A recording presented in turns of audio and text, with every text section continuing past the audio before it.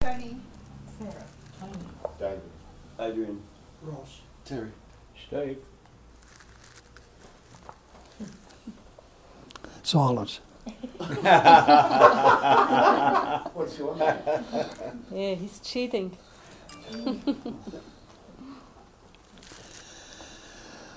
Okay. Well, we say the same thing over and over again, and over again. Been saying for about over 40 years, I've been saying the same thing.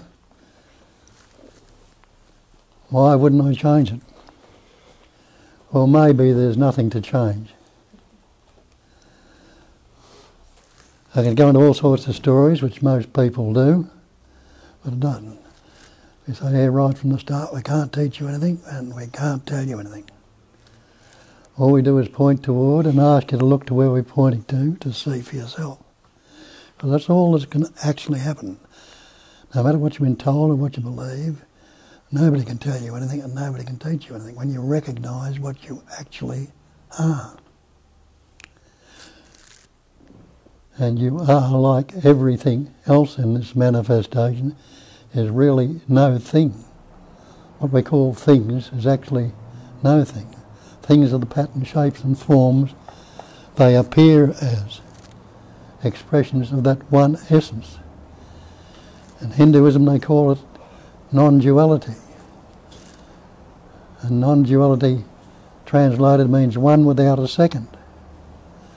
And they put that one without a second, of course, if you look into that, even the idea of one implies there could be other than one.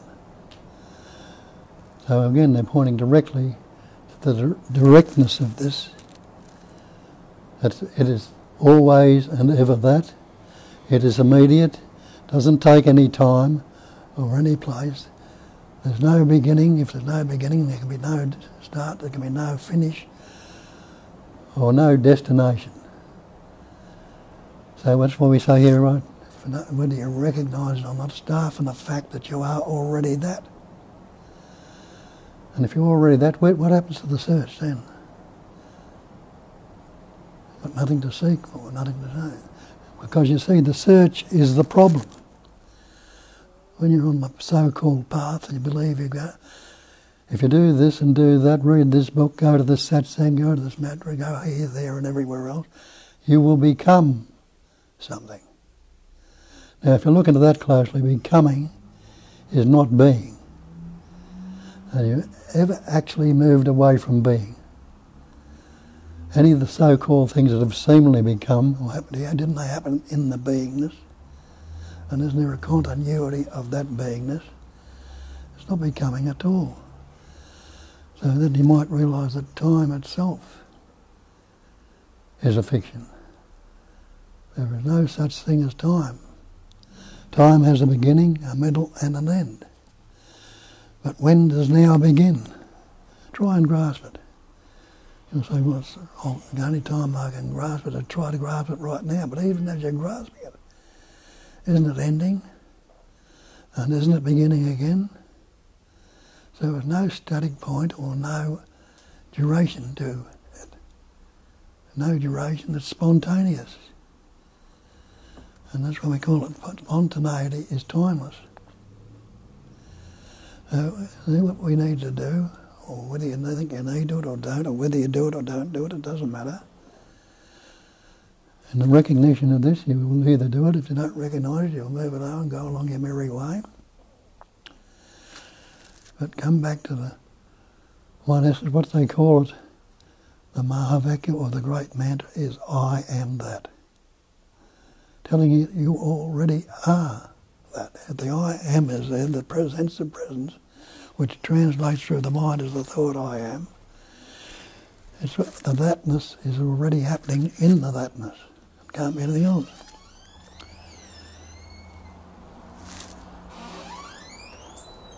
And everybody innately knows it.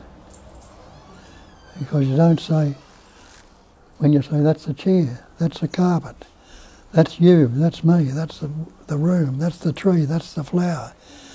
You know everything innately is that, which we put labels on. name and form. And Hinduism again, the Sat, Chit, Ananda, Nama, Rupa, the five factors. Sat is existence. Anyone who is not existing right now, and look at it, can you say you're not existing? You can say it as much as you like, but you're denying your very being by saying I'm not existing. Anyone who is not conscious. If you're unconscious, if you're out of it, there's a deep sleep and such, you couldn't say you were conscious. But in the consciousness, you can't say you are not conscious. Again, you'd be denying your own fact.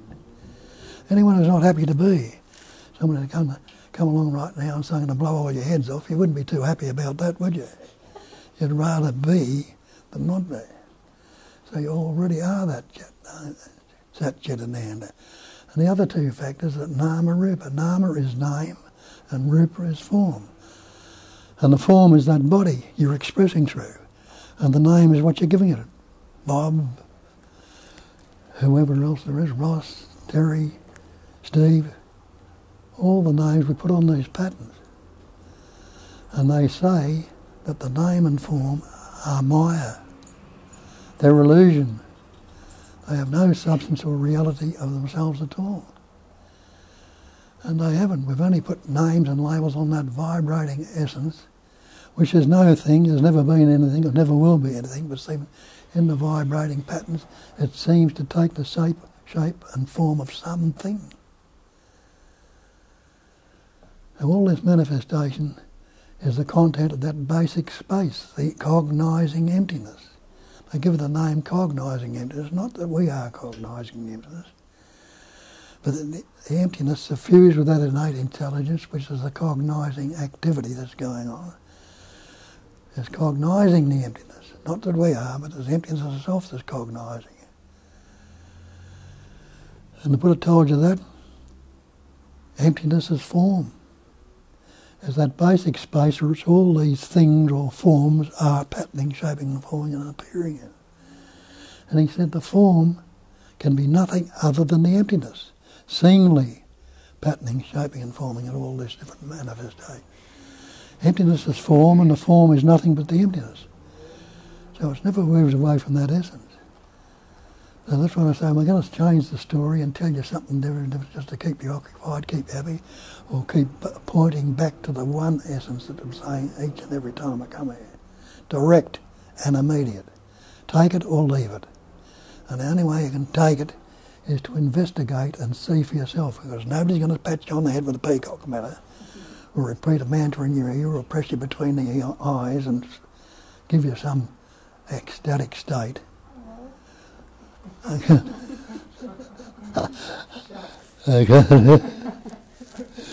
You can hypnotise yourself, and people can hypnotise themselves with that hypnotic. It's just a mesmerism or an idea or a concept you've got about yourself. But go beyond that. Can you negate that existence? Can you say, oh, I'm not existent? Can you negate that consciousness or awareness? You can't say you are unaware right now, even though you're not thinking of that. Unawareness is aware. If you're not unaware, you must be aware. And aren't you happy to be? As I say, you wouldn't be dead for quids. So you are that Sat, Chit, Ananda. Might have to get a chair out.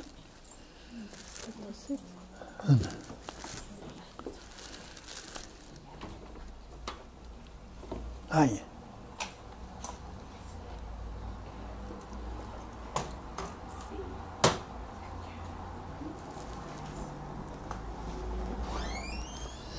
But you are not the name and form which we believe we are. And how do you believe you are that?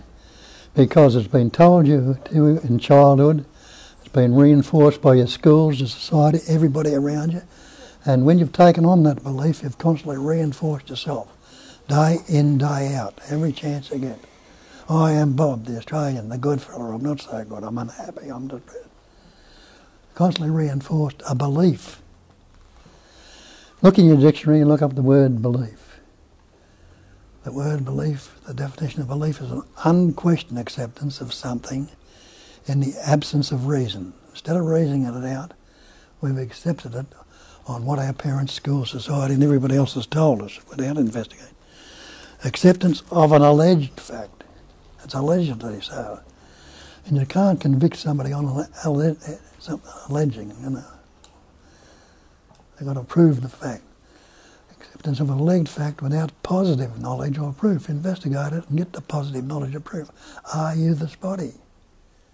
Are you this mind? Are you this person? Are you this separate entity?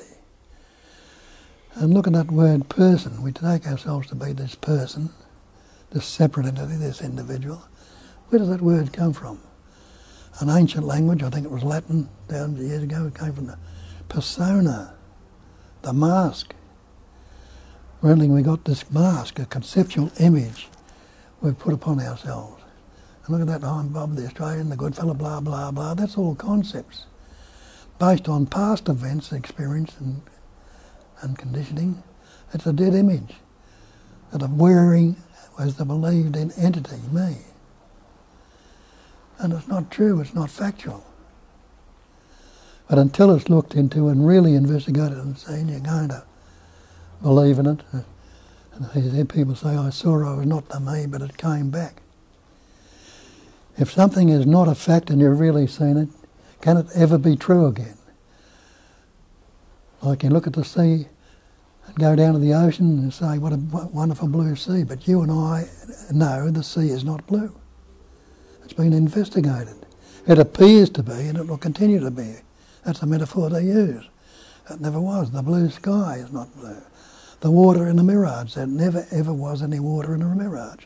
A rainbow, there was never any colour attached to the sky up there in space. It's the sun shining through a mist. Appearing on that background of space, it forms colours. I've got a crystal in the mirror over there. When the sun turns around to the west there, it shines through that crystal and breaks up into colours on the wall. Several different colours, not in one place, but hundreds of them. Go and try and grab one of those colours off the wall. You can't. Go and look in the crystal and see if there's any colours. There's nothing there. But it appears to be. Question along those things. You see the false. Investigate yourself the same way. And nobody's ever going to do it. We can point towards it and ask you to look to see where we're pointing to. If you've got any doubts or questions, ask them and we'll point to it, and somebody will point to it and try and point it out to you again. Investigate and see for yourself. And that's what needs to happen there. How did it all come about? If you want to know the story, I guess, we'll have a look at it. You'll say, I was born. But can anyone remember your birth? You go back and investigate, you say, no, I can't remember my birth. And when you look into it closely, when did you start to remember? It wasn't until you were around about 2.5, it might have been earlier. If you're smart, it might have been a bit later if you're a bit stupid or whatever it was. But then it didn't until you learnt words. And that's when you started to... Before that, you couldn't say I was born because you had no words. You couldn't say anything at all. And you were 9 months in the womb forming, and you went 2 years before that capacity of reasoning come about when you learnt words. But you were still living, still being, still knowing. Spontaneously, naturally, and effortlessly. There was no problems there. If you were happy, you were happy. If something comes up, you weren't saying, oh, I'm sad. The miserableness might come up for a moment, but it would change. Because it was not fixated. Just as like as nothing in this manifestation is fixated on the static. The earth is rolling around the sun right now. And here, when the earth is facing the sunlight, it's daylight. On the other side of the earth, when the earth is facing away from it, it's dark. Does the earth know anything about daylight or dusk or darkness, or the movement of its rolling around? It doesn't. Does the sun know anything about the daylight? It doesn't. But it's a spontaneous happening. We've taken ourselves to be this body-mind. Question it. Are you the body? You've had a look at it and you say, my body. Innately you know you're not the body because you say my body. You've got a coat or a car or a house. You say my house, my car, my coat. And you know damn well you're not the house, the car or the coat. You're saying my or me. The same with the mind. You say my mind. And are you the mind? When you say my mind, no, but you call that myself. Instead of realising what the scriptures down through the ancient scriptures down through the age I told you, there is only one self. One self. There's not many selves. It's a non-dual, one spontaneous self. And when you say myself, you've taken a personal self with this, you're labelling all this master persona you got on it and taking it to be real, and you take that me or mine to be the self. But it's not the self. What the self is that one essence. It's self-seeing. It's what's seeing you right now. It's the life that's expressing to it. It's seeing through the eyes. It's the self that's hearing. It's expressing and hearing through the ears. It's the self that's breathing you. It's the self that's beating your heart. It's the self that's growing your hair and your fingernails and replacing cells in your body. It's that one self that's rolling the sun around the earth and causing the sun to be running the earth around the sun, I should say. It's the one self that's patterning, shaping, forming all this manifestation. Is that only the soul self, and we've taken the belief S-O-U-L, my soul. Anybody ever seen a soul? All the scientists and the physicists and all the rest of it looked into it, and all the great saints ever found a soul? Maybe they're expressing it the wrong way. Maybe it's S-O-L-E they're referring to. Soul, the singular, the one soul. And then you can relate to that if you see it's the self, it's the one soul. And you are that. And notice again, is I am that. I am that essence. We call it an essence, which is not a true term. There is no essence. It's got no substance or any independent. I am that life. And that's what Christ told you. I am the way. I am the truth. He wasn't referring to himself. People think he's referring to himself. He was a great being and he was the one. He wasn't referring to that. We're saying, I am. That sense of presence, the knowing that you are, that translates through the mind as the thought I am. That's the essence. And that's what the Nisargadatta tells you. Stay with the I amness. He's not telling you to stay with the thought I am, but stay with that sense of presence which translates through the thought, through the mind as the thought I am. And that's what you refer to when you say I am. You give this idea that I or me, you can't do much with the I or me until that capacity of reasoning comes on you. But we add to it events, experiences and conditioning. I'm Bob, the Australian, the good fella. I was told that by my parents. I'm a good guy, or I had a bad childhood. I'm unhappy, I'm introverted, I'm depressed. All these concepts are added onto it. And they're all dead images based on past events, experiences and conditioning, not what is right now. What are you right now without a concept? Can you put any of this conceptual image you've got, been carrying around for years? You can't. You can't say anything without going into the background of what's happened or anticipating and imagine what will happen. In the actuality of this moment, you can't say anything at all about it, except you can't negate that beingness. And being is not becoming. Becoming implies a future time. If I do this practice or read this book or go to this section, or go along this path, I will reach the destination. I will become something. And it never happens. Because you're implying some future time. And investigate time and seeing time's a fiction, you can't.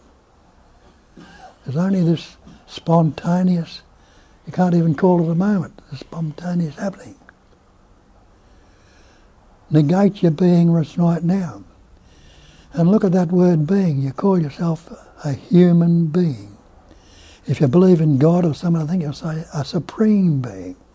So you've separated the beingness into something higher and you're a bit lower, that you've got to reach that high stage.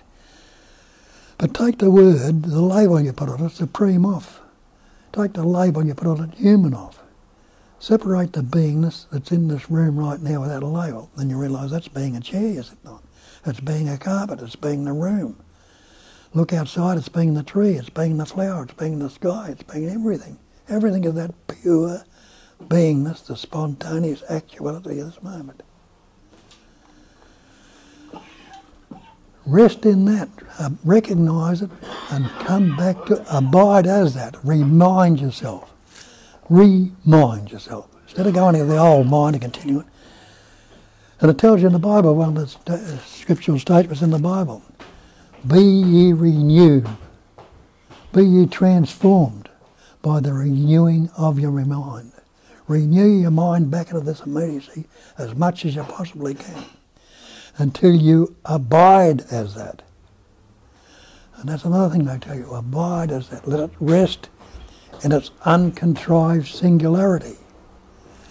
It's been told or expressed down through the ages. That's what you can get out of the ancient texts, and all the ancient texts started, and they all come back to the basis of that singularity. But the different saints, sages, saviors and seers pointed it out, and others have put their own take on it, and the religions have formed around that. And each have got their different concepts and ideas and concepts, and taken their concept to be real, instead of realising it all started from the one. In Hinduism they call it Satchitananda, existence, consciousness, bliss. Anyone who's not existing right now, then you realise, no, I'm existing. Anyone who's not conscious, no, I'm conscious. Anyone who's not happy to be, you're happy to be. Buddhism will tell you the great perfection is non-conceptual awareness.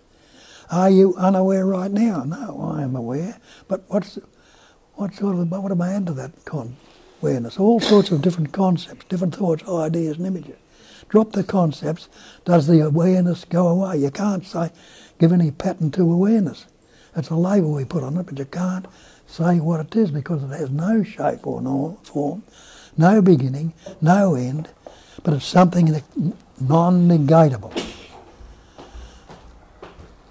And the consciousness comes about, which is an existence. And that existence is awareness, utterly aware of that existence. That's all it is. It's aware of that existence only. But we put the labels, shapes and forms on it. The Hebrews will say, Hear, O Israel, the Lord thy God is one God. There is nothing other, pointing out it's only the one. The Christians say it's omnipresence, omnipotence, omniscience. Break that down into omnipresence, total presence. Omnipotence, total power, not higher power, lower power, thought power or mind power. It's the one power. And omniscience is total intelligence. The Buddhists say, I said the Buddhists, the Muslims will say there's no God but God. Allah is his name. They put a label on it, you see, and they've gone into the scriptures and things, the way that people have written on and taken what's been written on in this set of rules and things you've got to take and believe in. But seeing it as singularity. And you can take, which I do, from all those great traditions, and take what resonates and what can be used. So I'm not a Christian. I'm not a Buddhist. I'm not a Hebrew. I'm not a Muslim. I'm not an atheist. I'm not an agnostic. I've got no shape or form. But I can utilise all of those things which comes up necessary. And it's not me as the entity to utilise. They're recognised and being utilised. And the mind still vibrates in the patterns of opposites like it always did. But instead of trying to divide them, instead of trying to block one out, I use the term, there's no one-ended stick. Each stick's got two ends to it, and one end will be thick and the other thin, and I might like the thick end better than the thin end. So here we like the good things and we don't want the bad things. But when you realise it's the one stick, or the one-sided coin, it's only the one essence, whether it's got two sides to it or not, you're not going to be frightened or fearful of the opposite coming up, because it'll come up. But if you can no longer, which it does here, which it no longer believed in, how long is it going to last? Where we believed in, and the energy of belief went into them, and hung around for days, weeks, and sometimes years. Some of the old beliefs we've had, we're sticking around forever. After all, I'm only human, and it's poor me. I had this traumatic experience in childhood, it's still there. Keep regurgitating and bringing it up again and again. But it's dead. Don't you realise or recognise that all these images you've had, all these concepts of what happened to you when you were a child are dead now? Dead conditioning. What conditioning is there if you don't think about it? See that if none of those thoughts are there, where is your conditioning? Leave you here, fresh and new, right in this moment. And if you need to relate to some of these past events and experience for use, it can be very useful, some of the experience and events, well, you'll do that. But you're not going to cling to it and fixate on it and say, this is what I am. What is this amness without any concepts? Can you negate the amness or the sense of presence? And you say, you can't. Are you this body? You know you're not the body, because you say my body. Have a look at that. What's this body made up of? Here this body's made up of elements. Earth, air, fire, water, space. It's all of these elements around you. Earth, water, fire, air and space. Separate yourself from the earth. Separate yourself from the air. Stop breathing. Separate yourself from the water. What is 80% water? Take the body temperature of the fire. Get out of space or off the earth if you can. You can't. So when you investigate, you're not really separate from anything at all. There is no separate entity or pattern, shape and form. As the Buddha will tell you, there is no static point anywhere in this manifestation. No static point.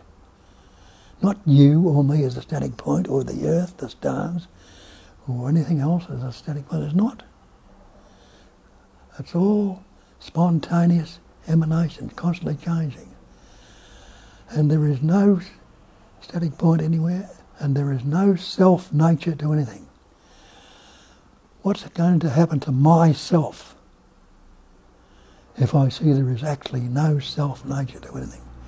It's that one self that is everything. No static point or no different. It's just vibrating constantly in this immediacy. To where must the relationship go?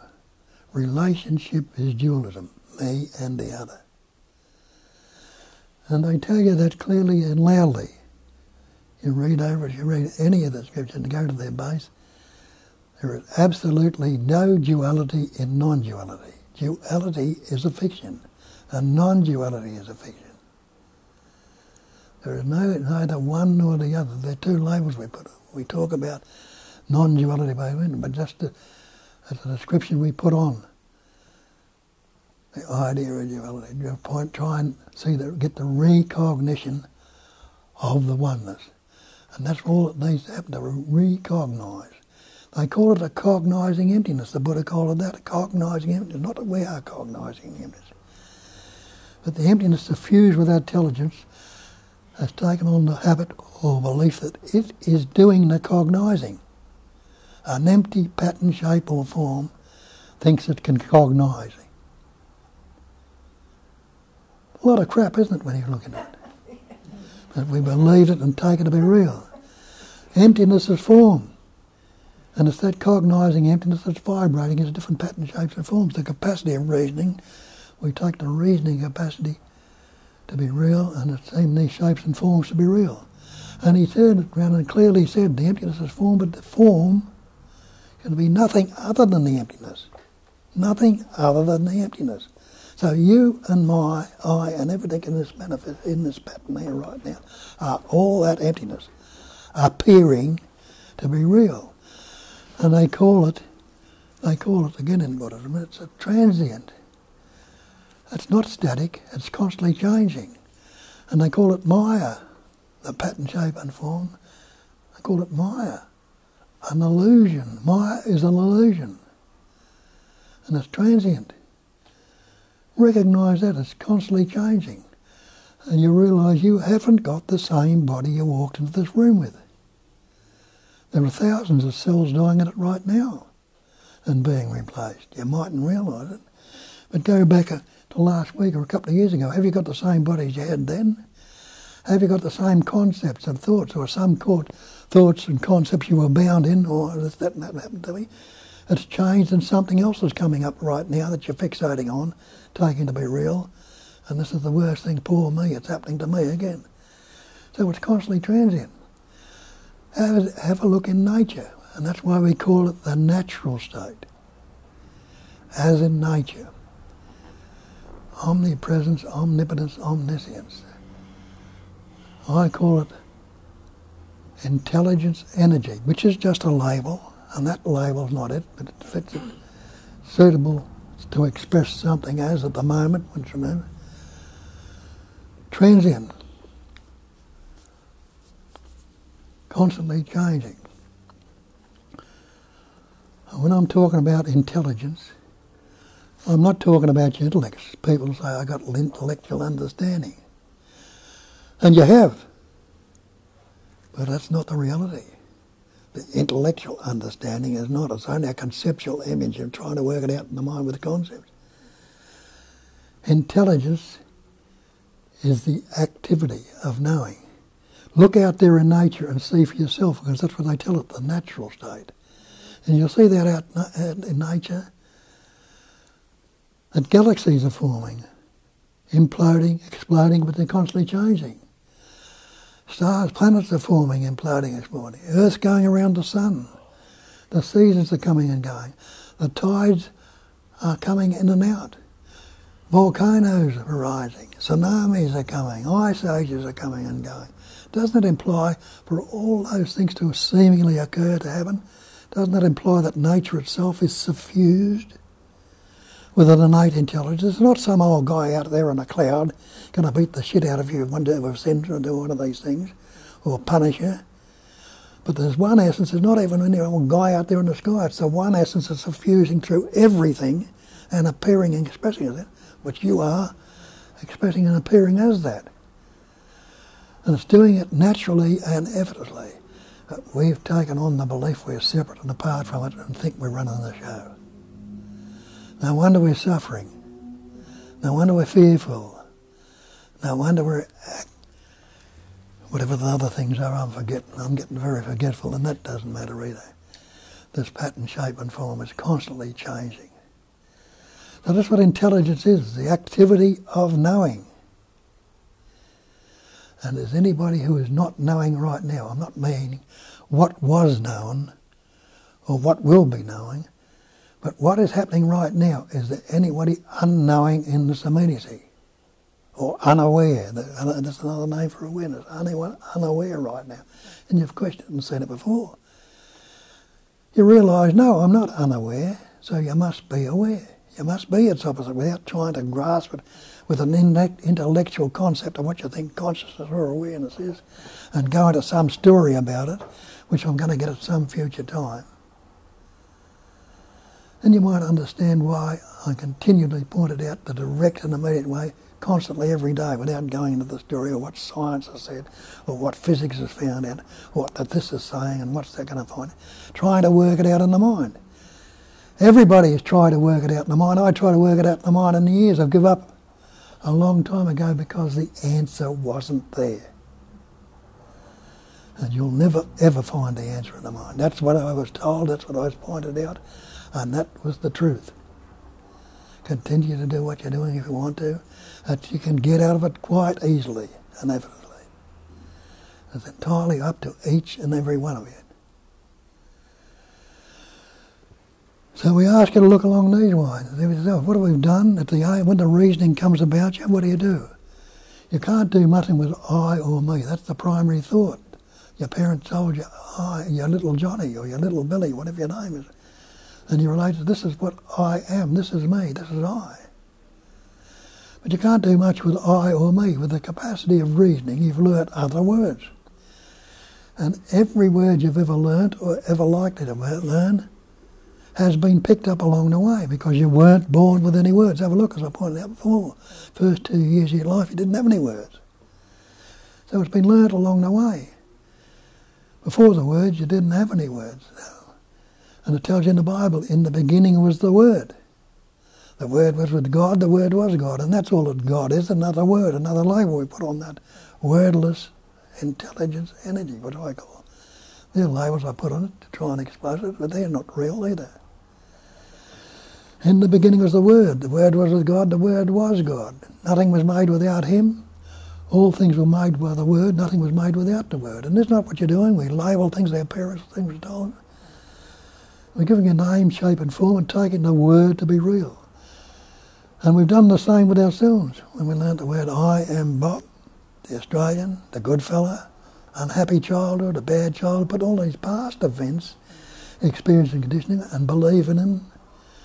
And they've got a conceptual image, which is a dead image, constantly relating to the dead image. Now, how the hell can a dead image keep up with this spontaneous, ever-changing, ever-fresh moment?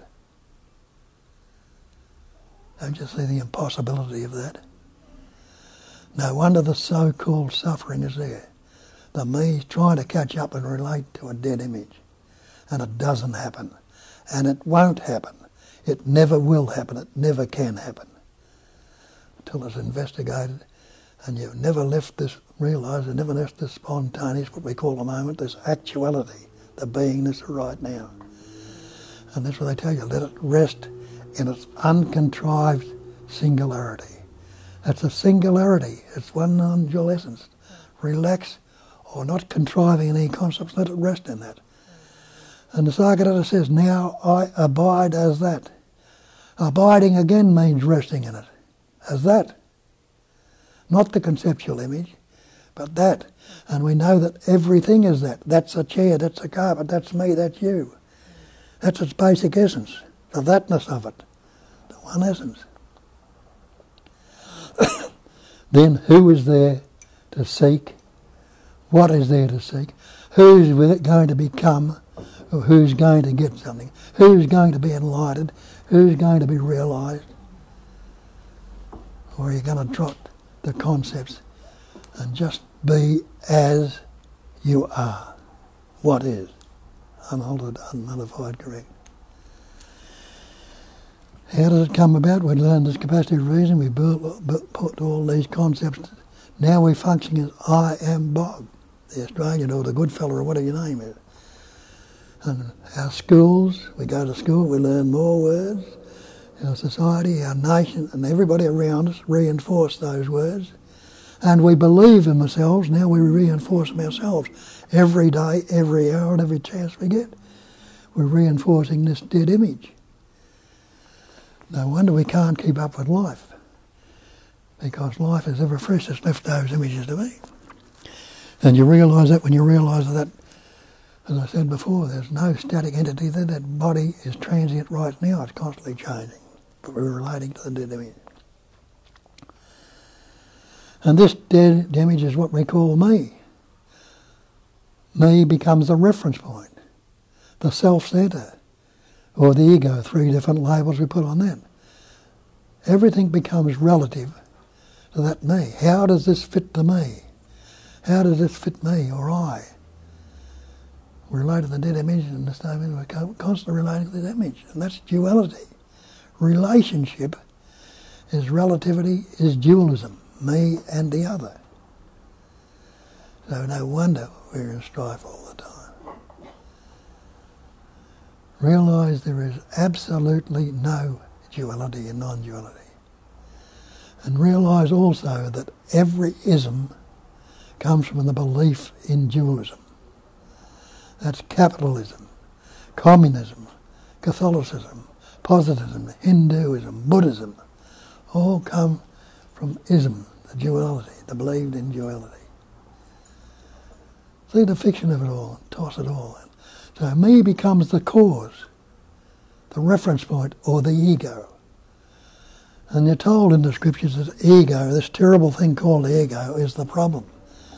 Kill it, stamp on it, jump on it, get it out of the road. How are you going to kill something when it's looked into that never existed in the first place?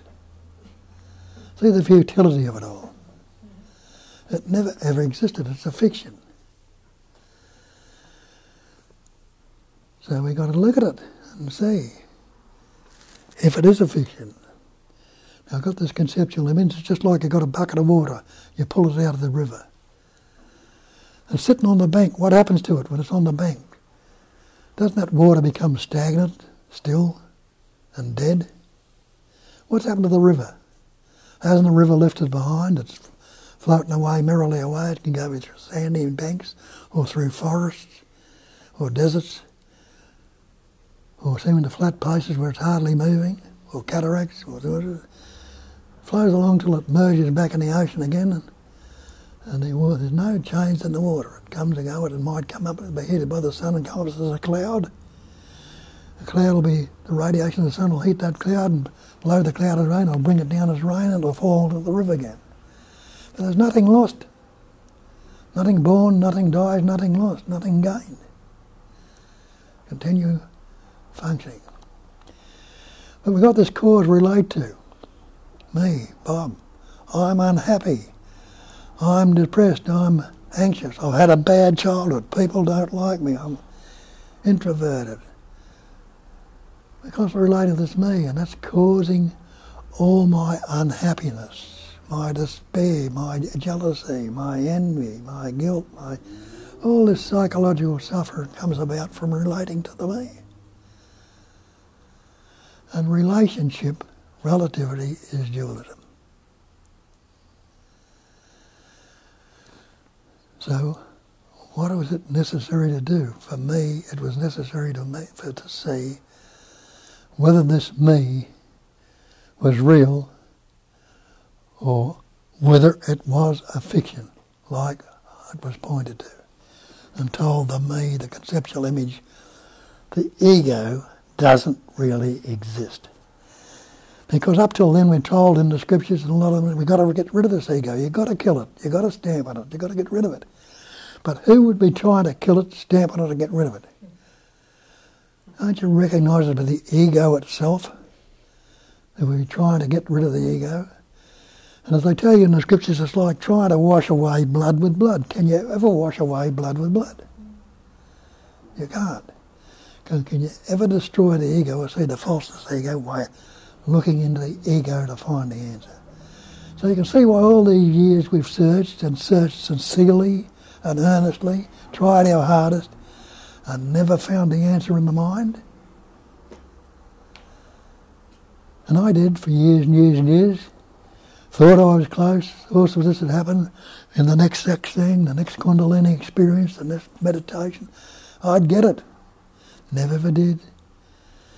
Until I went to Nisargadatta, and I didn't want to go there, but things forced me to go and have a look at him. And he told me something that I'd heard many, many times. Just like Muktananda had told me, you are that. And I'd never heard that for many, many years. And I tell the story about the thatness of you. I've told it many times.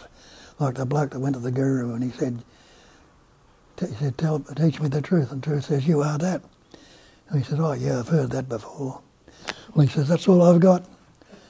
And there's a guru down the road. He says, all right, he knows. I'll go and see him. And the guru down the road, he goes to him, he says, I've come to see you, know the truth. And the guru said, where you been? He said, well, I've been up a guru up the road. What did he tell you? He says, he told me I am that. And he says, all right, you want to serve me? Serve me for 12 years. And then I'll tell you. So he served him for 12 years, doing all the save, all the work, all the meditation, all the training, and repeating the mantra, picking. And he called the guru manager over and said, what job have we got for this bloke? He's going to serve me for 12 years. He says, the only job we got left is picking up the cow shit. And he says, that's your job. Okay, he says, I'll do anything to find the truth. So he picked up 12 years, and when he gets back to the guru, he says, all right, I've served you truly. Teach me the truth. He says, thou art that. But this time he heard it. Muktananda used to tell that story and people would burst out laughing, not realising that's what they were doing. They were still doing the seva, still doing the meditation, still saying what he was saying, doing all this. I did it for years and years until I got to Nisargadatta. And he told me the same thing, that you are that. But this time, like the fellow that served the 12 years, I was able to hear it. And I heard it, and all that discipline and all the search dropped away. It was no longer necessary to do it, but the old thoughts, feelings, emotions had come up, and I still had to look at them, but when they lost their intensity. They couldn't be believed in again, and not being believed, how are you going to continue to fixate on?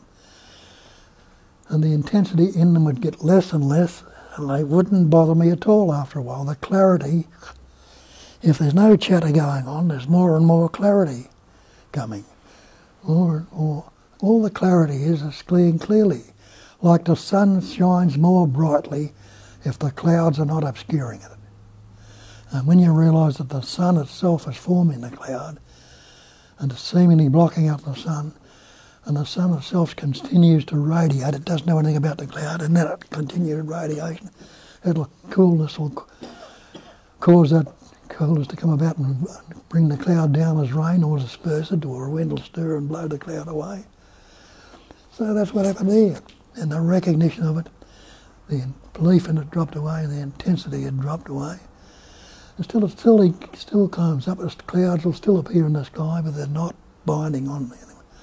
I know whether it's a cloud or not, it's still going to move away after a while. And I can indulge in it if I want to, but it's not going to, who's it going to indulge in, who's it going to affect? Doesn't happen. But that's what it needs to do. So I can point out again what this ego is. You can have a look at that yourself and question it and see for yourself. If you don't, it doesn't matter again. You'll do what you're meant to do. And take it where you've got to go. People come from over here from different parts of the country or hear about it in different parts of the world. Why do they hear about it? Because something's taken me to come to where they come, not taken them to somewhere where they'll hear it. Just like Nisargadatta. Being an Indian and living in a little slum place in Bombay, he would have thousands of people go past his door every day. Thousands of them. Wouldn't have a clue he was there, or who he was, or anything about him probably might never hear when they're walking past him every day. But others would find their way to him from all parts of the world and hear about him just the same as I found him. From Australia over there and didn't even know about him till I got there. And didn't even know him when I got up and didn't want to go to him. But things forced me to go. And there I was able to see through this egoic viewpoint, and it's never been a problem ever since. Things have come and gone. It hasn't been the same smooth sailing all through my life. Things have gone, been taken away, but been renewed again, and will probably disappear again. Doesn't really matter. And it's aging and falling apart right now. But investigate this believed in me. We ask you to look along these lines. Everybody is seeing right now. Isn't that a basic fact? And everybody is hearing right now. When you opened your eyes this morning, now you say, now I'm going to see. Did you? No, you didn't. You knew the seeing was there. You didn't even have to question it. You didn't say, I'm going to start to see it. And then you went, now I'm going to hear. You didn't. The hearing and the seeing was there. But ask yourself this. The seeing and hearing there. But is it the same seeing? You mightn't realise it. It's the same seeing you had yesterday. The same seeing you had last week. As far back as you can remember, it's the same seeing that's going on. And you'll say, no, the seeing has changed.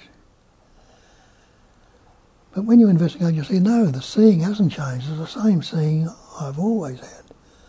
Seeing hasn't changed, but the content has changed. When I woke up in my room, or wherever it was, in somebody else's room, I don't know. It's up to you.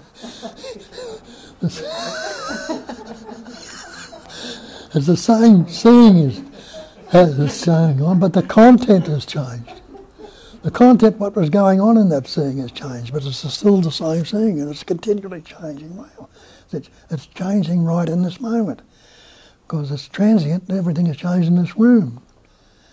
And it's the same hearing. Hearing was happening. Somebody had called you in loudly in deep sleep, the hearing wouldn't be there. Well, I say would be there when it woke you up. You didn't have to say, now I'm going to start hearing. The hearing was there, the seeing was aware, just like the awareness. The unawareness was not there. You weren't unaware, your awareness was there. You didn't have to say, I'm aware. So these things were happening. But ask yourself, this investigated self, it's that I, this ego, that believes it is an entity. Does my I tell me I see? Well, I'm looking around here and my eye's not saying, look at this, Bob, or look at that. It's yours. Have it tested out for yourself. See if your eye is saying, I see. It's not. But you realise the seeing is happening through the eye. That is the instrument through which the seeing is happening. And it's translated by this thought-up egoic thing, I see. And it is an all-going egoic thing now, because it's not the natural seeing anymore. Because we've related to this conceptual image we've got. It's me, Bob, now, thinks it has the capacity of seeing. A conceptual image, a dead image at that, thinks it is seeing. It thinks it's that egoic image of seeing you, me, and all. But it's not that at all. The seeing, it's still the same basic seeing. The conceptual, not the conceptual image, but the pure activity of seeing. The same with the hearing. Is my ear telling me I hear? My ear is not saying, listen to this, Bob, or listen to that, but it's translated by the thought I see, not a pure thought. So the seeing is happening, it's translated by the thought I see. The hearing is happening, it's translated by the thought I hear.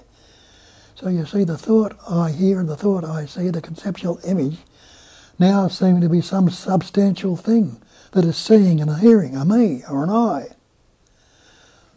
A conceptual image that thinks it can see or hear and thinks it's aware. But investigate it a little bit further.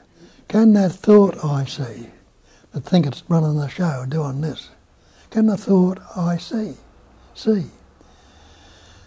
Shut your eyes and look around the room and see if you can see anything with the thought, with this conceptual image, the thought. See what you can see in the room. You can imagine and anticipate and can conjure something up in your mind, but the actual seeing, the fresh in you in the here and now, can't be conceptualised with a thought. So the thought I see cannot see. Put your hands over your ears, look at your ears and see how much you can hear with the thought.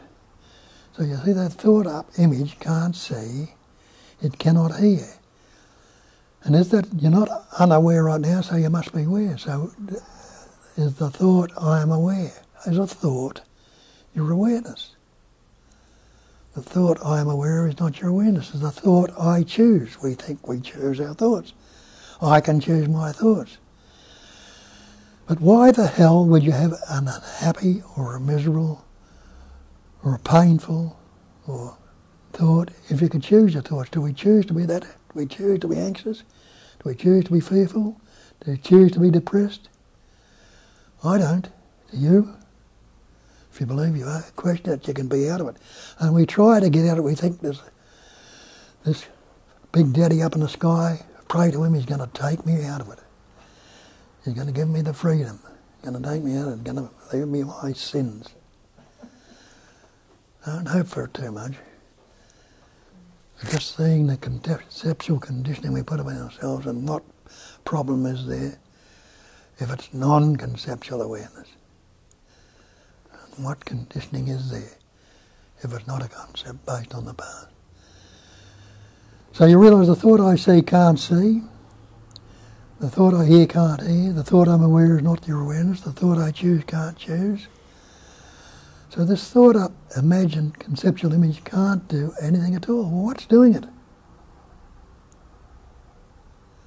If the thought can't do it, what's doing it? Isn't the same life essence, the same intelligence energy, the same activity as knowing that's rolling on Earth around the star, the planet, the Earth around the sun, forming the planets, forming galaxies and pulling galaxies apart, whatever it's doing out there, causing tsunamis, doing everything that's out there and happening. It's breathing you, it's beating your heart, it's growing your hair in your fingernails, it's digesting your food, it's replacing cells in your body.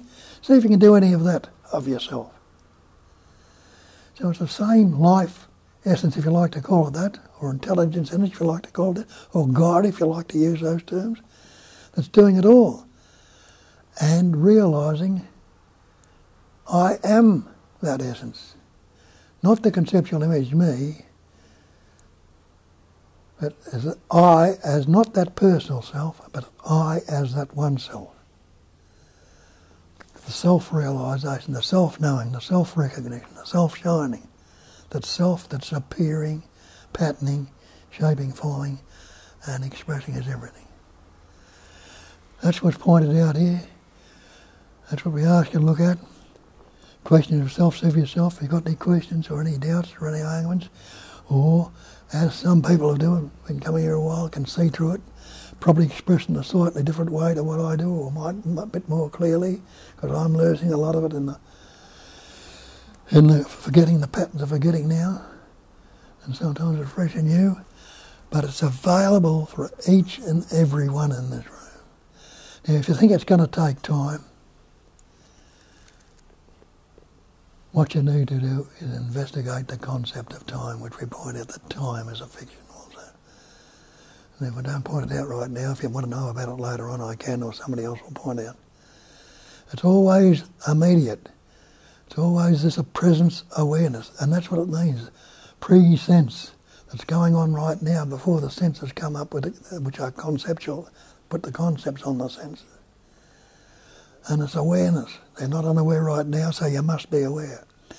It's that immediacy that is awareness right now. You are already that. But what do? We immediately relate to the past events or experience. Oh, me, it couldn't possibly be me, I'm not good enough. Look what I've done, look what I'm fearful. Look what happened to me as a child. So it's up to you. Get into it. Thank you, Bob.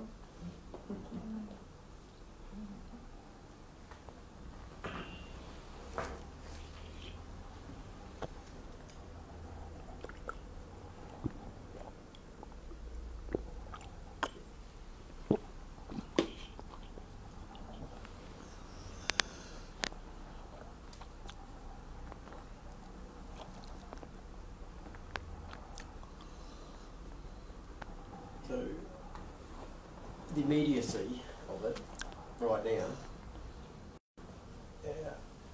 when you went and saw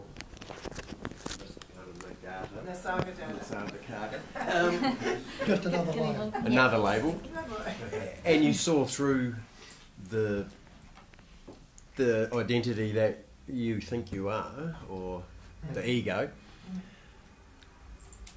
once you saw through that, you were saying it's, then you sort of, a lot of stuff started to drop away after that point. So in a sense, there's a bit of time in that, or it's just dropping away in the awareness it is right now, all the time. Yeah. So, Well, right now, I saw through it in the immediacy right now. And it's all dropped away. yes. But I says I'll never be caught in the mind again. But naturally, I was. The old habit patterns would come up, Yes. which they naturally do. But they were seen for what I know. And the seeing through when they'd come up, but I couldn't relate over them, because after a while I'd come, hang on, you saw through this the other day. Is it right or is it wrong? I'll have another look, investigate it then. What am I seeing clearly? Have another look at it. And every time you question it, if it's not real, if it's false, you must see through it if you're looking in the right way. It'll drop off again.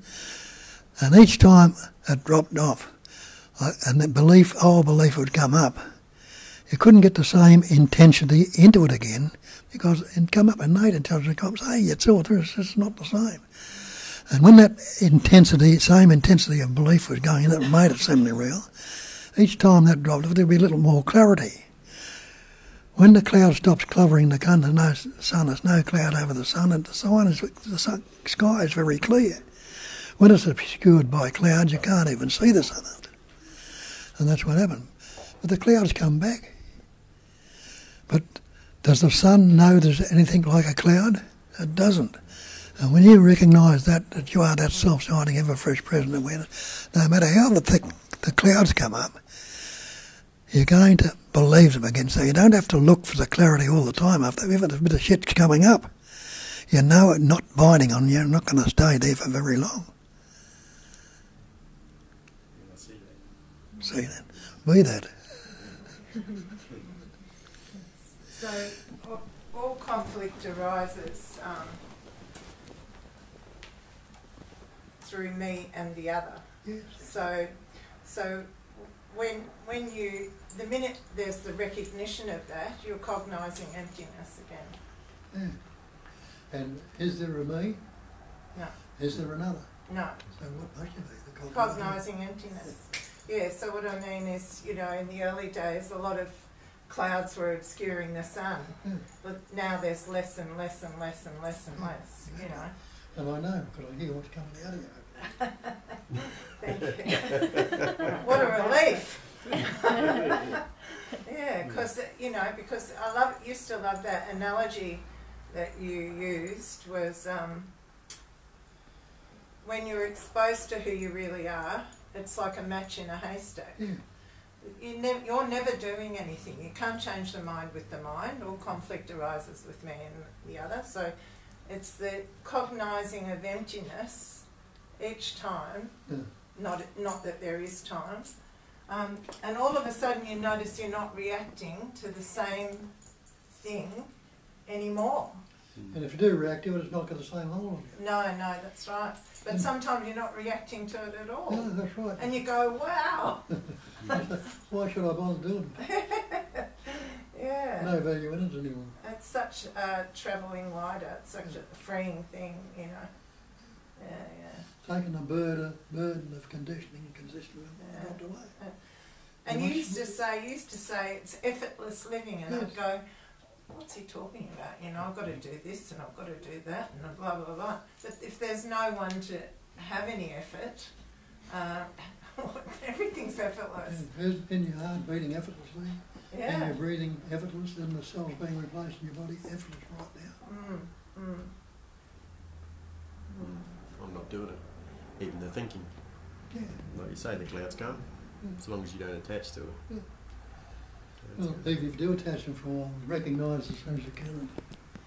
Re-mind. And as I said before, be transformed by the renewing of your mind, not fixing it all, just reminding yourself.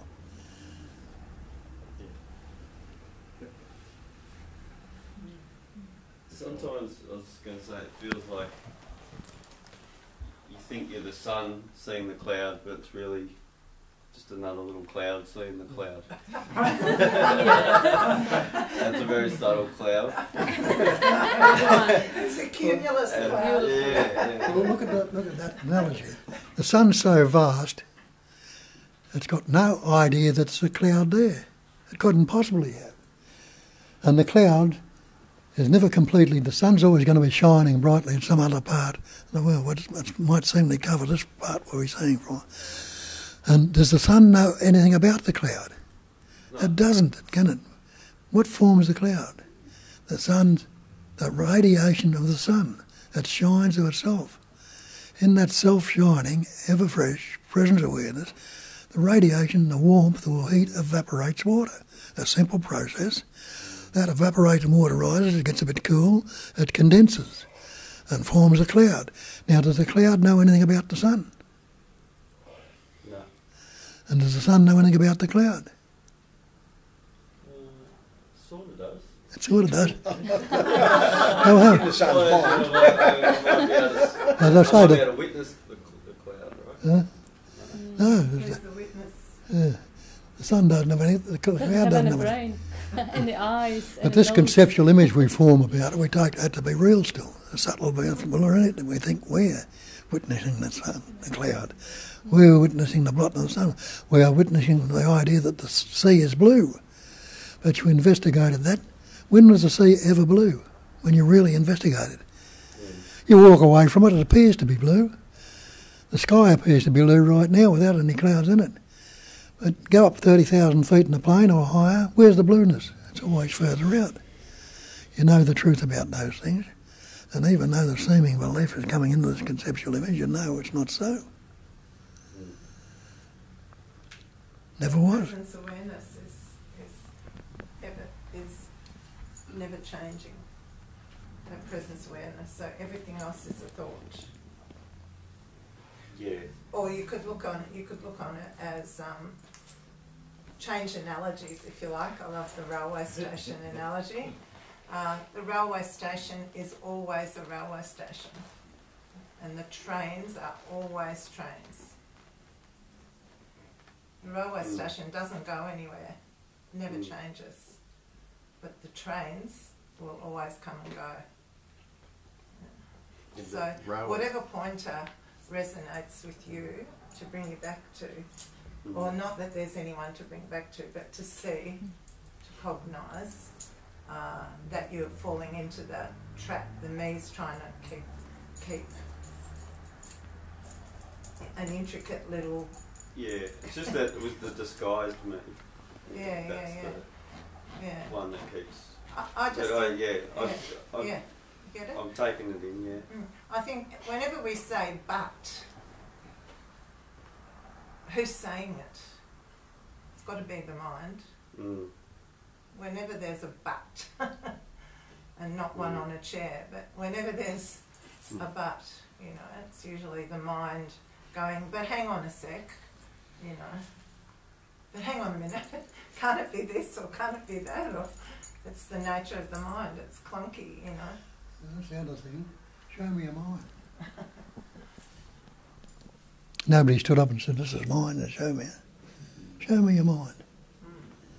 Is there such a thing really as mind? Innately you know my mind. Whose mind? This little self-centred that believes in entity, me, myself, to think that knows the mind? It can't. So there's no such thing as mind when you investigate mind apart from thought. Now all mind is a thought. And if you were the mind, which thought would you be? Wouldn't you be this I or me thought?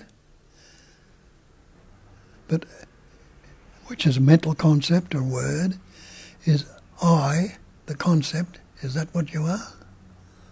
Is the me, is that what you are? So there is absolutely no such thing as mind apart from a concept. It's a label, a word. And there's no word that is the real. My house, my car.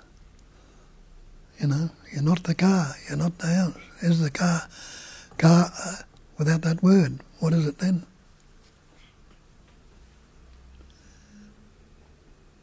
We have someone online, Bob, that is asking a question, or rather maybe confirming their understanding. If nothing is static, is the conceptual image or I static, or is the attachment static? Well, no, they never were. How can an image be static? Because when you see through it, it's what makes it seemingly solid, gives it the seemingly static, the conceptual belief that's gone into it over the years. Keep reinforcing it. It's reinforcing it every moment instead of questioning. And I think the question came up from understanding or observation that someone, God Potter, Terry, you know him, realized that seeing that the image is changing actually helped him to realize that image, mental image or attachment is a content of the mind.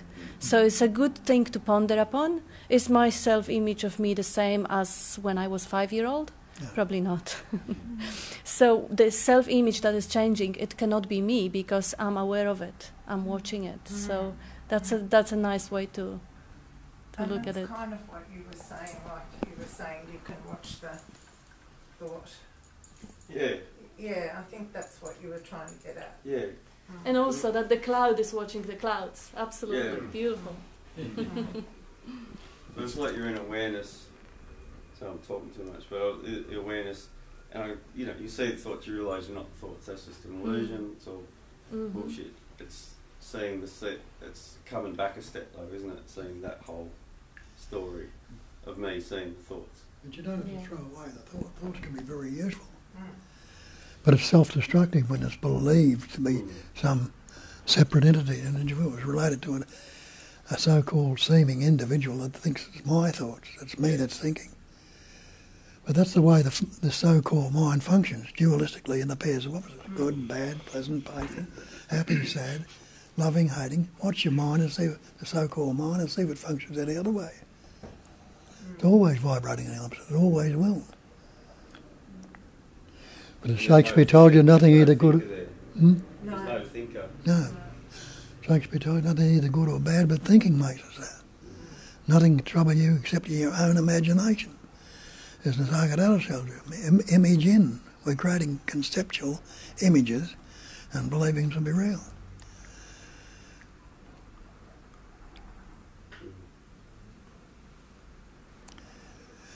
And that's the point. We've reinforced them every day because we're never questioned, we're never taught to question it. Our schools, society, and everybody around us reinforced it also.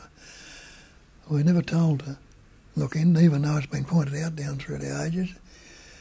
We've got to learn, we're pointed to look in and acquire, amass, accumulate, add to a good education, more wealth, better car, better this, better that, trying to make ourselves whole or complete when we were never ever separate at all. Just set up.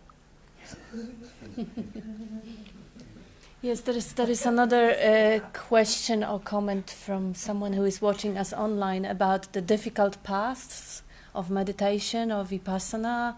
That somebody just graduated from another course. I did few also. And the question is, because it's such a long and demanding path, sitting for hours altogether, what would you want to say about instant enlightenment, Bob, rather than going on to... Well, looking for enlightenment is never going to happen anyway.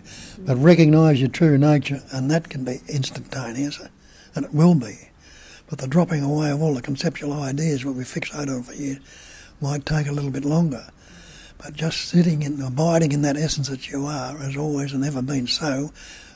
When you look into it and say you've always been that, we can't negate it. Yeah, that's the unfortunate truth. The one who is seeking and striving and trying and doing everything in their heart and their power to wake up is not going to wake up, because that's a false image. The one who is waking up is the consciousness that has never fallen asleep. It's just the image that gets off the way. The consciousness is waking up from identification with the image. So regardless of whether someone is doing meditation or asceticism or starving or whatever, that one is the one that stands in the way for the consciousness to freely experience, express itself. And it doesn't. It's just a dream. The consciousness doesn't really carry their way. And that's what happened there, you know. For years and years, every mantra I chanted, every meditation I did, every activity I did, getting closer, and that becomes a habit with us. And so I've seen people come here and meditate for years and years, I'm not going to let that go, I'm that close to it. And I think... Till it forces down, yeah. It tends to reinforce the separate self, that approach. So it's taking you further away, in a sense. It might. It doesn't have to. Doesn't because have to. Ultimately, you are not the meditator, you're not the doer. Life does everything. But it might, absolutely. But it might, yeah. Yeah, I used to live with a guy called Brendan, and he was definitely addicted to sitting. He was addicted to sitting, you know, and it was an escape. It was an escape away from life, you know, the life that was happening around him. It was an addiction. I don't know if it's an escape.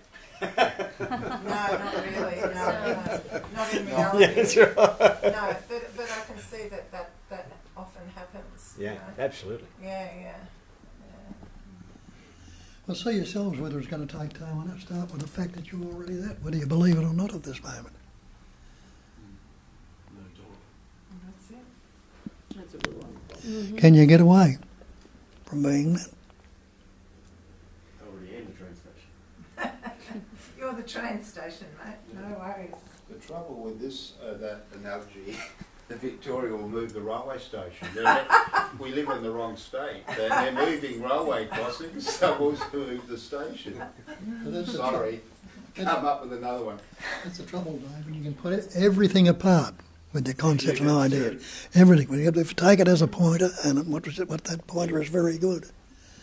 If we don't do that, we question the pointers, oh no, this is that, and then go into another long story, and the story will go on forever and ever and ever. Amen. In other words, when someone is pointing the moon, don't look at the finger, don't look at the nail polish on the finger, don't worry about the finger, just look at the moon. And it includes also what Bob is saying about the messenger, worshipping the messenger. It doesn't matter where the message comes from. Look at the message, not at the messenger. And yet down through the ages, that's what everybody did that was pointing.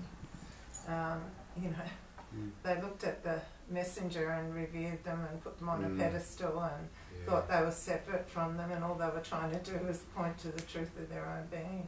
Alternatively, they would crucify them or burn them at stake.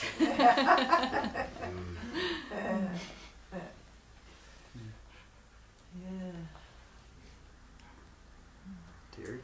I had somebody that I've been talking with online,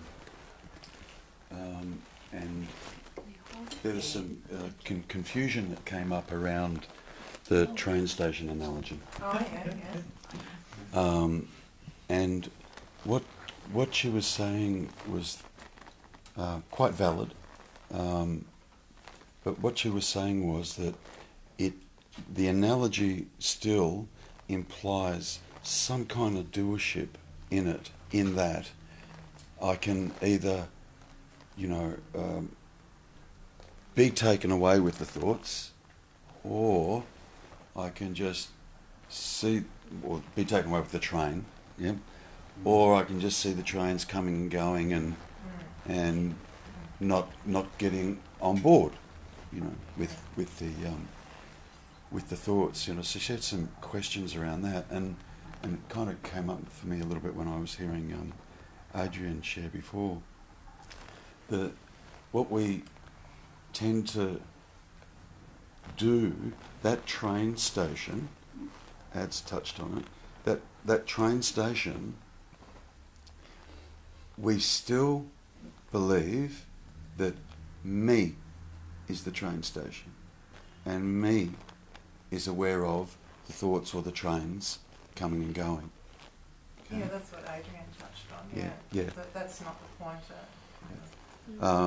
So the what's really being pointed at there is, if there's any entities, if there's the sense of any meanness or any personalised sense of self, if we're using that analogy, that believes it's watching the thoughts coming and going, or watching the trains coming and going, because I'm now no longer getting on the train, I'm not getting affected as much. Yeah? If there's any of that kind of dialogue, that dialogue, I'm not getting affected as much or whatever, is also just another train. Agree. Or just another thought. Agree. And that goes to what Kat was saying too, that you get caught up in the pointer and you start analysing the pointer, and you start, like looking at the nail polish in the hand instead of what's being pointed at. That's the same. It sort of validates what Kat was saying. And also, this is what Bob was saying on the beginning, the story about the 12 years of serving. See, when you ask who is hearing it, or who are you talking to, or who are you pointing to, who cares? I mean, really, the analogy is heard by the one who is capable of hearing. If that one is identified individual, yes, I'm talking to identified individual because nobody else is there. So if the one who is hearing the analogy is the consciousness will be responding. So really, when Bob is speaking or anyone is speaking, we don't really know how it is going to be received and heard. If the individual is hearing it, it can still be very, very helpful. If I am still identified as someone who is watching the trains, and then I'll still manage not to embark, I'm the doer, I've decided, whatever the story I'm telling myself, that is still helpful because my suffering will lessen. But if I am the consciousness hearing it, totally aware that I cannot choose to identify or not identify, or go with the train or not go. Exactly. And it's like the fire, the match in the haystack again. All these pointers are useful, but the truth will lead away the lie. That's what happens. People try and get some value, instead of trying to get some value out of the concept, They want to pull it apart. Yeah. Every pointer can be utilised, but every pointer, everything that I've ever said or ever liked to say can be pulled apart. That's right. And it doesn't worry me a shit whether they do or whether they don't, or any of the other so-called saints say you're seen through it. It doesn't matter. Yeah. Pointer is just a pointer. Yeah, because it's one part of the mind analysing another part of the mind. So, yeah, and that's okay, because you've got to use the thorn to pick out the other thorn in that pointer. Yeah, so And it's they all see that good. in the rat race that goes on around these circles. Like the pointers will all pull apart. This one's got a better right concept about it, the next one's got a better one. And it goes on forever and ever. Yeah. And because there is no like common vocabulary around these things, people are often using contrasting or completely contradictory vocabulary to point at the same thing.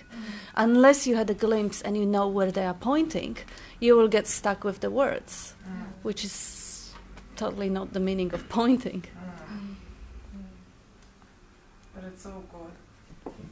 Yeah, and at a certain point, I actually kind of really find it sweet to wake up from the idea that the pointer can do anything for you. Is because it comes naturally. Bob is saying it in every spiel, that the word is not the thing. Yeah. No word, awareness, God, whatever, is the thing. And if you are that, how can you really even speak about that? You can't. So to realize that every pointer is wrong is bullshit. It can be teared apart. Yeah, okay, it can. So that's why Bob says, it doesn't worry me the slightest. Yeah, of course it doesn't. Why would, he doesn't really believe the pointer is the thing. He says it many, many times. Absolutely. So Right. if somebody, of course, if somebody has the need to pull the pointer apart and it kind of entertains them intellectually, well, fine. Or if that helps, well, even better. If it happens or it doesn't happen, one thing that you can do, don't take credit for it. This is the habit pattern of that mind to tear pointers apart. I'm not doing it. I'm just kind of seeing that happening. I see the attraction to rubbish someone else or to rubbish a pointer. Yeah, that's what's happening. I'm not, I can, of course, take responsibility in a way that I will be taking consequences. I'll be eating that, that shit that I created. But again, that's just part of the happening, because the I that will be eating it is also part of the pattern in the mind that is just playing the game. But it's good, actually. I do really like when, Terry, you said somebody else actually trying to verify or kind of make the pointer more precise and asking valid questions that, see, there is some sort of assumed doership. Wonderful. That's a fantastic thing to do. I mean, contemplating on pointers can be a wonderful tool, can be the way that mind is actually being used instead of mind using the whole body machine to do whatever it pleases.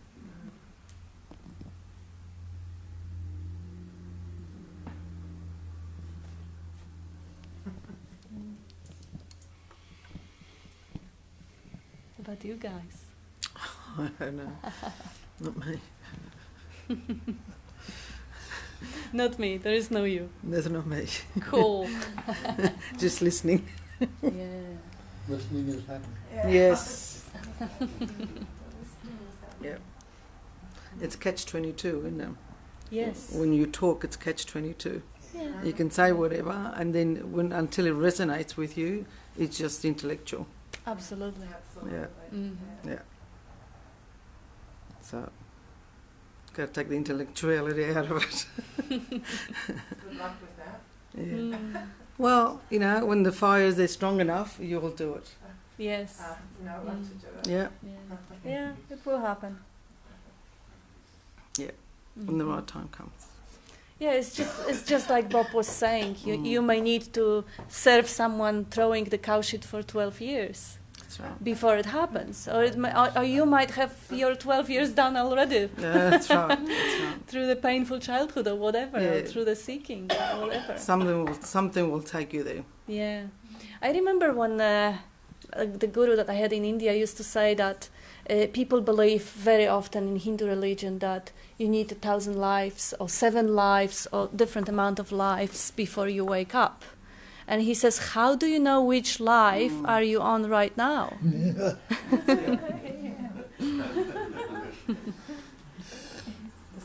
Because there is only one. There's only now. As Nisargadatta says, there's only life. That's all there is. Nobody who lives a life. We think we're living a life, but there's nobody that's living that life. It is life, living, expressing, patterning, shaping and forming as itself. And you are that. So, Bob, going on to that question. So when people go on, we've got books on this, go under hypnosis and they go previous lives, past lives, and under hypnosis, and I've seen, well, myself, other lives that I'm supposed to really. I mean, now I understand it a little bit different. So really, because it's the one, even though you go under hypnosis and you can name all these lives, it's not actually it's separate. I would have put it this way. Every sentient being Yeah. has been your father and your mother. Yeah. And you are a sentient being. Yes. So whether you realise not, you've been the father and mother of everybody else. It's not, didn't just come to you and stopped. Yeah. You've been that before. There's no static point to it anywhere. And also, apparently, the science now is discovering that the brain, the mind, the human mind, the neuronal connection, the whole network is the most amazing improviser in the world. You don't even need to be hypnotized. You know, look at the book writers, people who write the novels and stories. Whenever you hear the question and you have the willingness to answer it, you will come up with spontaneous, amazingly creative stories and believable stories. It connects to anything. Yes. Yeah. Mm-hmm. If that past life, is it any more real than what this one is? That's a good It's point. the same thing. It's like the night dream is the same as the day dream. Same thing. Yeah, this is a waking dream, yeah. That's what I said. Is everything's catch-22. Absolutely. That's right. Yeah, how about your past? I actually like Terry used to say, I loved it when he would say about, you know, how many things I've done in all my past lives. You know, I've been in martial arts and I've been this, and past lives, you know. It's an attractive idea because it is past and it has been life. So childhood is my past life, working on the ships, my past lives, martial arts, past lives, whatever. This, how But this different. is another life too, when you look back. Oh, yesterday is It past doesn't life. seem like, it was you. It was No. like another person, but taking the thing of you. That's true. Yes. It's like all stories. It's Absolutely. Like all stories. All Yeah. stories are interesting and creative, and the story is not the real. The story of you isn't you. Never was you. Never will be you. Or could be. Who is you? Yeah. Every story has a beginning, Yeah, it's, it will have an end. that's what it is. What is beginningless and endless? When does now begin? Now. When's it ending? Now. When's it beginning again? Now. So that's eternity, beginningless and endless. We think eternity is some billion light years away, when some big bang or something happened. But that'll have an ending somewhere along. But this moment, we can't even call it a moment. It's beginningless and endless. And are you existing in any other moment than this one?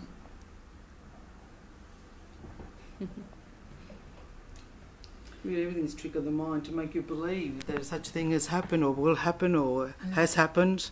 But in reality, nothing has happened. Exactly, nothing happened. Yeah. Yeah.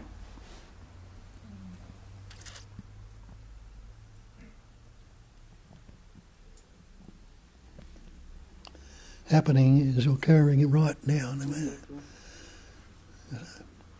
Just the same as seeing, hearing, tasting, touching, smelling, everything is occurring right now. I see. Put a conceptual image on it. You formed a subject, a seer. I see the chair, I see the covenant, it formed an object. So seeing has been split up into subject-object, dualism. But can there be the seer, the thought I see, without seeing? If you're not seeing, can you say I see? You can't. Without the seeing, can you say what is seen? Can you say there's a chair or anything without seeing? You can't. So that even though we conceptualise them and thinking they're separate, they're not. They're still only seeing, they're still only hearing, still only tasting, touching, smelling, thinking. The ing on it gives us something that's happening right now in this immediacy, not some time-bound thing.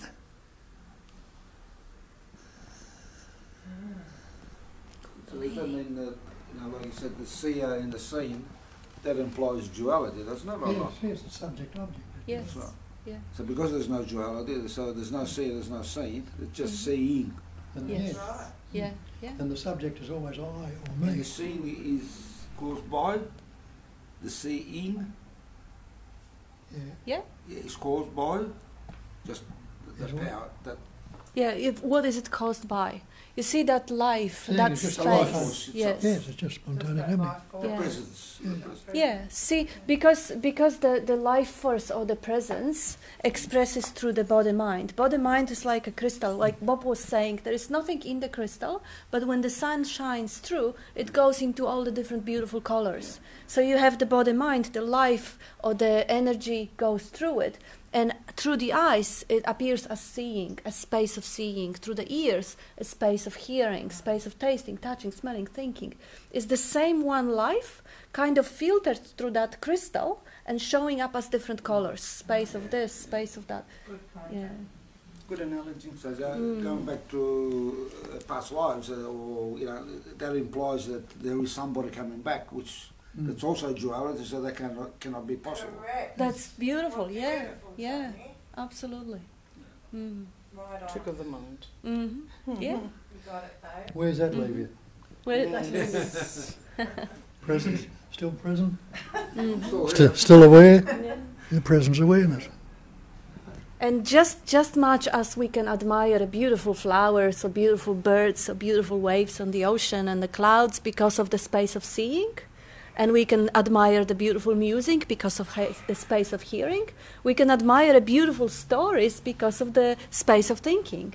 So if you wanna enjoy the stories about past lives, and you know they are just passing phenomena, well, why not? I mean, who doesn't love the good story?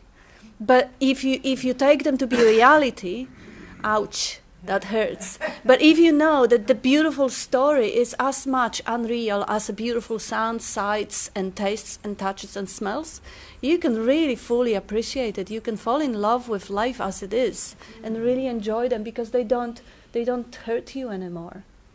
So even if the believing in them is the act of believing, is act of identifying them as the reality, as truth. Naming, claiming, yes. So that can be pretty painful. And a waking up from identifying or believing into things is the freedom to actually appreciate things as they pass, as the phenomena that are passing. so the people, the way I see it now is the people that they're saying they've seen their past lives, all they're doing because they're the oneness and it's all the lives, they're just clicking on one of those and that's it. You know what I mean? Yeah, It's just a memory there. Yeah. Some If it's stories. a past life, what can they do with it anyway? No, that's right. Yeah, it's just like you've seen, you probably heard some musical concert or you've seen some beautiful scenes in the past. Yeah, and now what are they? There's some sort of a memory. We don't even know what the memory is. Some sort of a frequency of vibration. I think the catch is that if I say I saw my past life as I'm an individual, but the reality is that I'm not the individual, and what I see is actually all the lives, or just just touch on one of them. Yeah. But it's not me as an individual seeing it; it's me as one seeing it. Yeah, but what you see is always an image. It's a mental image. The past life is a story which consists of images and thoughts and all different sensations. So it's just a movie. I used to have, years ago, fear of death. I mean, that's a common thing. And when I used to meditate and whatever, I used to see a lot of lives to where everything a point of death. I saw myself for different lives to point of death. I mean, now I've realised that all that took me here to show me that there's no death, and Yeah. it was just images showing me all that. But because when I was doing metaphysics, we sort of got to believe that there was past lives and there was reincarnation, there was. So the fear of death kept showing me all that. Yes. Or now I've realised that there's no... Now you got the real lesson, the true lesson. There's nothing. That's right. Just the mind. Playing tricks. If you are the totality, where are you going to go anyway? Exactly. Yeah. Exactly. And also Bob said at the end of the spiel that it's really worthy on contemplating on the concept of time. Yes. Because if the past That's really very happened, important. where is it now? Very important to see time. There's no self-centre and there's no That's time. right. Like you say, go back a minute ago and we'll go forward another minute. The Yes. next minute. There's no such a thing. You can't. No. And when the only way you can experience the past is when you recall it. And when you recall it, you actually form a mental image. Again, the imagination. That's right. So- Right in the now. When you're recalling it, you don't recall it right now. You can only imagine and anticipate right now in the future. So you haven't moved out away from it. But if you don't recall it, where is the past? Where is the past if we don't think about it? If you don't have enough thoughts, where are you? Exactly. It doesn't exist. The time doesn't exist It's all the unless thought that we gives all think. that. Yeah. Yes. Mm. To elude us in this reality. Yeah. Yeah. But going on, like I can come here a couple of times a week and it feels amazing. A few days, get a lot of clarity and freedom, but then in my downtime, I've got to, it sounds like I'm doing, but the investigation has to continue to a degree, doesn't it? Or I've got to stay vigilant and continue to investigate. Keep reminding yourself. Yeah. Mm. And it almost feels like Bob is talking to the doer. No, he's talking to whoever is hearing. So if he says, keep reminding yourself, he's not, if Adrian is hearing it, Adrian will follow. But if consciousness is hearing it, consciousness will follow. Ultimately, it's only the consciousness is the only doer. But whether it is filtered by someone who says, no, I have to investigate, contemplate, meditate, or whatever, it's just a story. That's why I say, you can hear it again, if you might hear it. I'm not speaking to anybody. I'm not speaking to any mind. I'm speaking to that I am, that I am.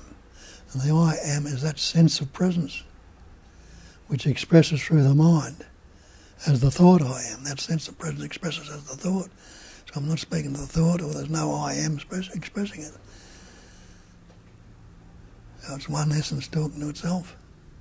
Not even talking to itself or expressing itself.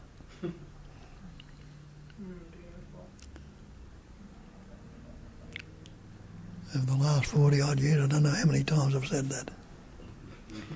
Yeah, and there was $1 for every time you said that, Bob. You'd be yeah. quite a wealthy man. And there was a question lately on YouTube just about this one. Why even speak about it? Why, if there is no one to go, no one to hear, no one to listen, why is even Bob talking about it? And then, this is such an obvious answer. Why is he breathing? Why are birds singing? Why are, this, why question is an invitation to go for the ride on the story. Why he is talking? I remember he said this beautiful story about Nisargadatta telling him nothing, and whether he would or he wouldn't, that would have no influence. Someone asked him, did Nisargadatta appoint you to speak? So what did you say then? I said, no, he didn't. And I said, if he'd have told me not to speak, that couldn't have happened either. Exactly. It just had to come out. It's not that he is a doer that has chosen to speak to save the world or to do whatever. Speaking is his nature, like the same way as the nature of the dog is to bark. So that's why he's speaking, because he is a speaker. I mean, that's it. It's not much that could be said more about it. I mean, why entertain ourselves with a story of mission or whatever?